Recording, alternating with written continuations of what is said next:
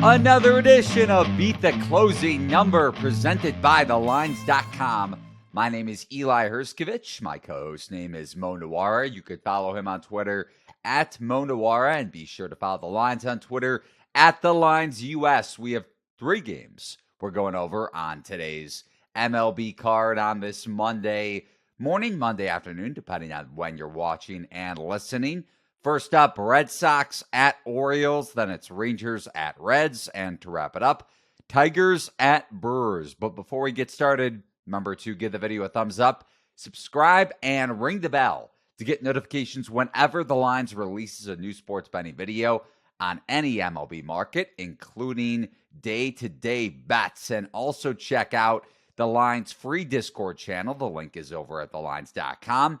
to get all of Mo's bets in real time and help you get the best of the number in the process. But Mo, like I mentioned, let's start off with Red Sox and O's. A little bit of movement towards the Orioles, but Boston holding steady as around a -120 price tag on the money line. It is Chris Sale against Dean Kramer, and Sale bounced back against the Twins last Tuesday in a big way. 1 earned run in 6 innings, 11 strikeouts. But the biggest thing that stood out to me when I was going through the numbers and watching a little bit of a game on replay, his command was a lot better, considering the command was an issue against the Rays the previous Tuesday and really in his first 3 starts.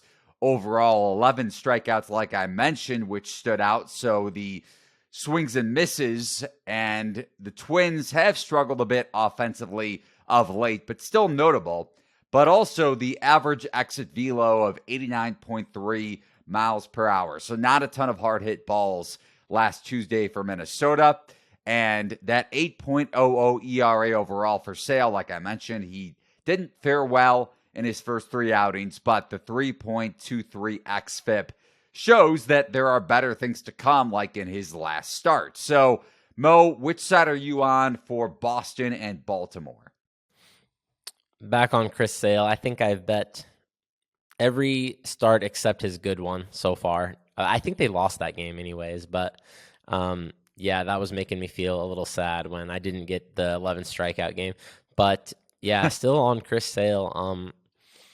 Just going to keep repeating myself and going to keep repeating my bets until Sale's ERA is an 8. And that's that. This basically looks like Chris Sale. I mean, he's missing tons of bats. He's using his normal pitch mix. When I watched him, and I think it was his second start, it just looked pretty normal like Chris Sale, but he's getting wrecked by walks, home runs, high BABIP, and high left on base.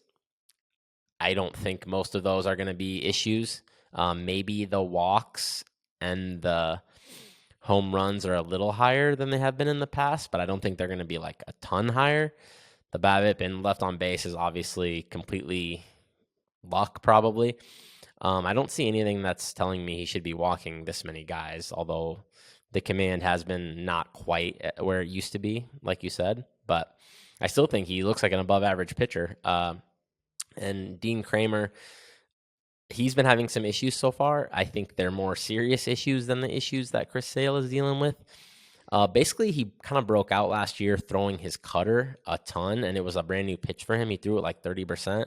So it's only thrown it like 14% so far this year, and it has a negative pitch value. So I don't know what's going on there. He's definitely having some issues. I'm just not exactly sure what they are.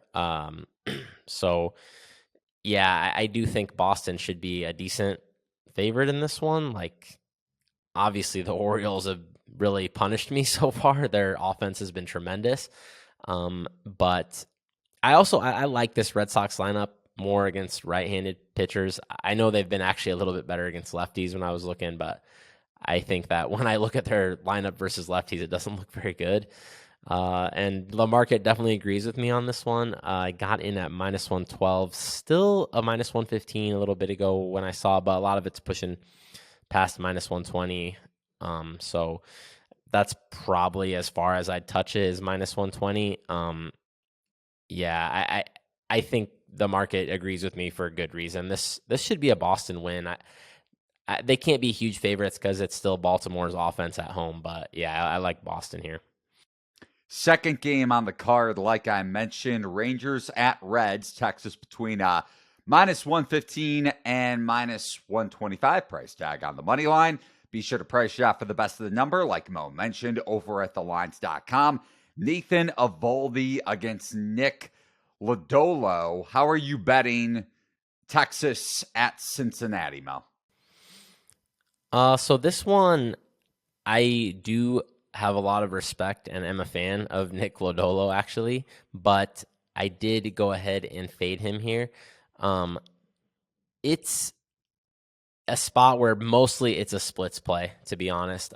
Just looking through Nick Lodolo's splits, he's been quite a bit worse versus right-handed batters, and it's a really small sample against lefties because nobody's like brave enough to put lefties in their lineup against him, basically, because his slider is his best pitch. So everyone's just stacking their lineup with righties, and he's still doing pretty well. 80% of his pitches are fastballs and sliders, so it does make sense to me that he's going to have a split. It's a big BABIP gulf on his splits, so it's not like, I mean, some of it's probably luck, right? But home runs are higher, strikeouts are lower, walks are up versus right-handed batters. I think he's maybe only about average versus righties, and I'm seeing a Texas lineup that's projected to only have Nate Lowe in it as far as left-handed bats. It's a bunch of righties and switch hitters, and the switch hitters are guys who are better against when they're batting from the right side. Guys like Jonah Heim, he smashed lefties last year. Leody Taveras, he's also been better against lefties, although still not good.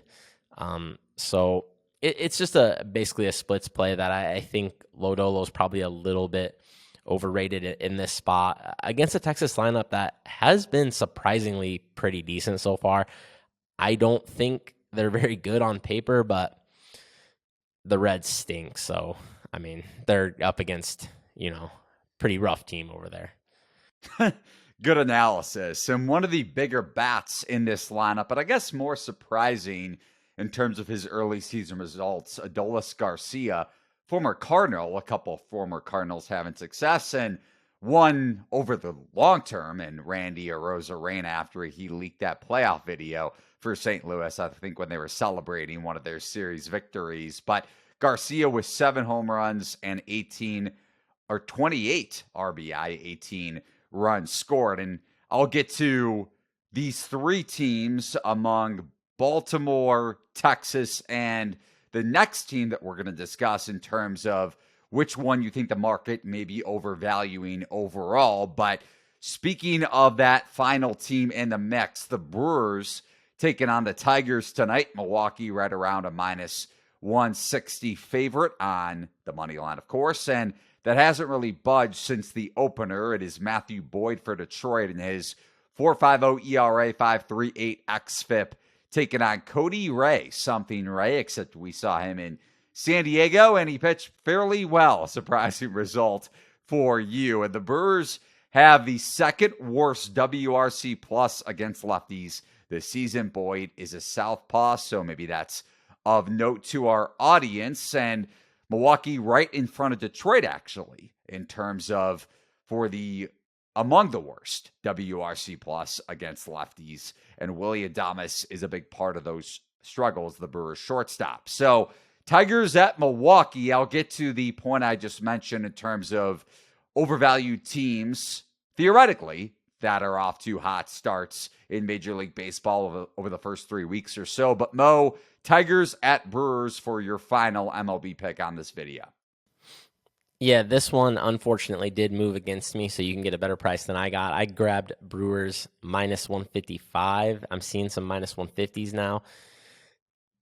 Yeah, I did not expect to be on something Colin Ray for sure when I woke up this morning and looked over the pitching matchups, but man, I just really want to fade Matt Boyd. He is having a tough time so far. Velocity-wise, it's really bad. He's trending down, which makes me pretty nervous. I mean, there's nowhere he can't go down any farther than he's gone. So it would be like maybe he's injured at that point. He's opened the year at 91.8 on his fastball velocity. His last season starting, he was at 92.2, I believe. So he's already down. And last start, he was down to 89.2, which is like you're in almost Rich Hill territory there. So yeah, it's not good. And he's always been pretty bad against right-handed batters, definitely well below average. Once again, I'm seeing a Brewers lineup that has only one lefty in it in the projected lineups, only Christian Yelich. I know that they haven't been good, though. I just don't think they should be anywhere near this bad. I know they sucked against lefties last year, but this is like a different lineup in some ways. They added some platoon bats last year and in the offseason. Platoon / right-handed bats, not necessarily all platoon. Like William Contreras, he has been great against lefties in his career. Brian Anderson, he's another right-handed bat they added. I don't think they should be near as bad as they were last year. I don't think they should be near as bad as they've been this year. They have had some injuries, though, which does kind of bring them down a little bit. Lost Garrett Mitchell to an injury. He's been a great defensive center fielder, I believe, for them. So maybe not quite as strong as they were earlier in the season when they were kind of lighting the world on fire, but the Tigers are really, really bad too. I mean, we knew how bad this lineup was basically to start the season, and they've been that bad so far. They have a 67 WRC plus. Only the Royals have been worse than the Tigers at the dish so far.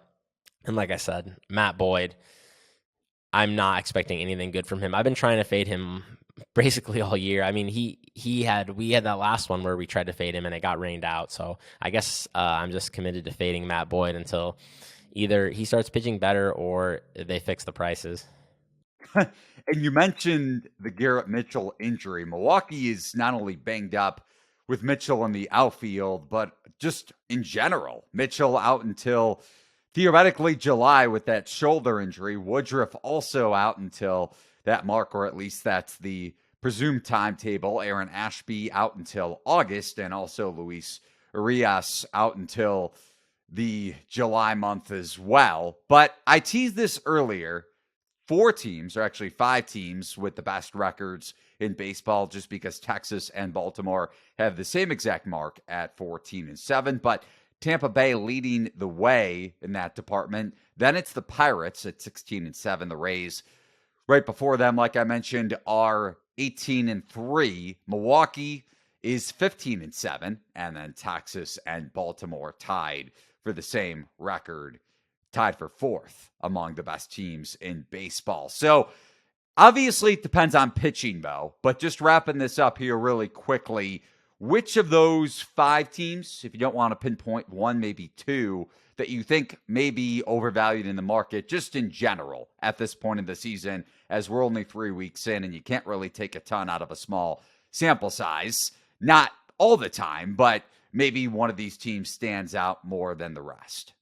Yeah, if anything, I would say Baltimore, but I mean, obviously it hasn't worked out for me so far, but man, their starting pitching is just pretty bad, I think, and I don't like their bullpen really, and I think their bullpen's been doing a pretty good job since the first couple weeks. I think they were pretty rough early on, but they've been pretty decent. I mean, Felix Bautista is pretty good, I think, but other than that, they really don't have anything in the bullpen. And then I was really down on this starting pitching from basically the start of the year. And then I honestly expected the offense would have been better so far based on how many runs they've scored and just like how many times I've like lost fading Baltimore. But when I'm looking at it, I'm seeing that they're only